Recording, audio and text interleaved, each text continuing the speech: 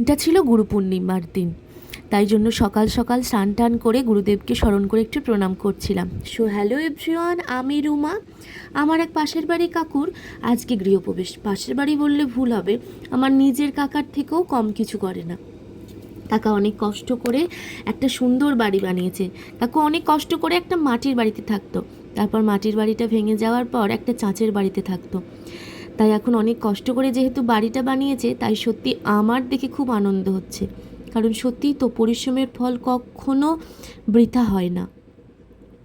আমি যেহেতু এসেছি, তো কাকা এসেই বলেছে, তুই আসাতেই আমি এখন গৃহপ্রবেশ করছি, তোকে কিন্তু থাকতেই হবে, তোকে কিন্তু অনেক কাজ করতে হবে, সব কিছু। সত্যিই তো, ছোট হলেও কত সুন্দর করে গুছিয়ে বাগিয়ে, আর তাছাড়া নিজের বাড়ি একটা আলাদা আনন্দ। আমিও তো কাকাদের সঙ্গে লেগে পড়েছি ফল কাটতে, আলপনা দিতে, আর কাকারাও সমস্ত কিছু সুন্দর করে গুছিয়ে বাগিয়ে করছে। নিজের বাড়ি মানেই একটা আলাদা আনন্দ, একটা আলাদা আবেগ কাজ করে।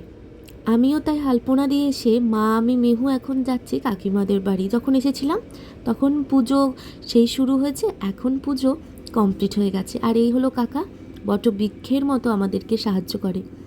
আজকে কাকার বাড়িতে মেনু ছিল লুচি, ছোলার ডাল, ঘুগনি, কুমড়োর তরকারি, চাটনি, পাঁপড়।